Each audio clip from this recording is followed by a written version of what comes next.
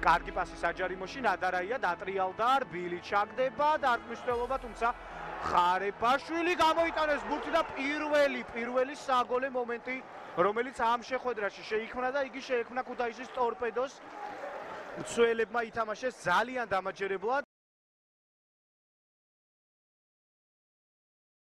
ჩაწოდება საჯარიმოში, დარტყმა კარის მიმართულებით და 1-0. ქუთაისის ტორპედო გადის წინ ამ შეხვედრაში და იმ მრავალ კუთხურს, რომელიც მათ მეტოქის კართან ჩააწოდეს, საბოლოო ჯამში მოყვა გატანილი გოლი და თუ სწორად დავინახე ეს ფეხბურთელი გახლავთ სოლომონ კვირკველია, კი ბატონო, ასეა. ულოცავენ საქართველოს ნაკრების ცენტრალურ მცველს და წინა სეზონში დინამო თბილისიდან ქუთაისის ტორპედოში გადაბარგებულ ფეხბურთელს, რომელიც ახერხებს ანგარიშის გამხსნელი გოლის გატანას. როგორი ეპიზოდი დარტყმა და 2-0. რა ხდება დინამო თბილისის საჯარიმოში? სრული ქაოსი და 2-0. სწორედ გიორგი კოხრეიძე, რომელიც ახერხებს უპირატესობის 2-მდე გაზრდას. ეს უკვე ძალიან სოლიდური უპირატესობაა. გაეშურა კოხრეიძე, გაეშურა ქუთაისის ტორპედო თავიანთ გულშემატკივრებთან ჯუნგლები, მათი სახელწოდება აი ამ ფან-კლუბის და ისინი ახლა ერთად ზეიმობენ. მართლაც ასეთ ემოციებს, რაც ახლა ხდება ტრიბუნებზე, არ ჭირდება კომენტარი. კარში ზუსტი დარტყმა დინამოელთა მხრიდან, თუმცა კლიაიჩი ბურცხელებში აფიქსირებს. კოხრეიძე, პასი ფელიპე პირესზე, 1-1-ზეა მეკარის პირისპირ დარტყმა და გადარჩა.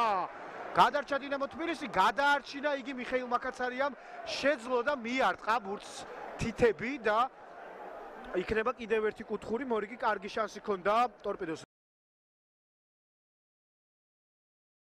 იოსენი წაიქცა საჯარიმოში და 11 მეტრიანი პენალტი, რომელიც ინიშნება ახლა დინამო თბილისის კარში, მაგრამ დინამო თბილისის ფეხბურთელები იქამდე ითხოვენ თამაშის წესების დარღვევის დაფიქსირებას.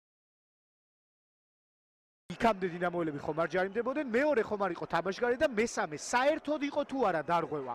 ახლა როგორც ჩანს ეს მესამე ეპიზოდია, შესამოწმებელი თამაშგარი და ჯარიმა არ ყოფილა, ამ რაკურსით ცოტა სხვანაირად ჩანს, რაც ჩანდა იქამდე და აი აქ უკვე განსხვავებული ტრაექტორია, განსხვავებული რაკურსი რომ შემოგთავაზეს ეს რეჟისორებმა, აქ იქნება გასარკვევის ბურთზე თამაშობს პირველი დინამოელთა მცველი თუ ურტყავს მეტოქეს ფეხში და არის ჯარიმა. აქ თითქოს გავს იმას, რომ ეხება ბურთს.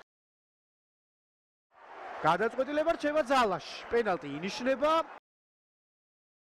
ბიორნ იოსენი დაარტყა, მოიგერია მაკაცარიამ. შეძლო მან ამის გაკეთება, გიგაური გრძელდება ეპიზოდი.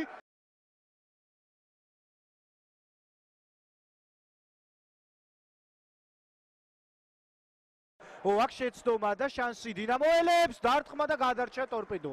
ასეთი სახიფათო შანსი დინამოს არ ქონია, როგორიც ახლა ნინუას დარტყმის შემდეგ მიიღო მოიგერია კლიაიჩმა. ახლა თუ რაიმეს შეცვლიან, მერე დრო კიდევ დარჩებათ და წინამორბედ შემთხვევაში ძალიან გაჭირდება. კარში დარტყმამდე მიიყვანა დინამო თბილისმა საქმე.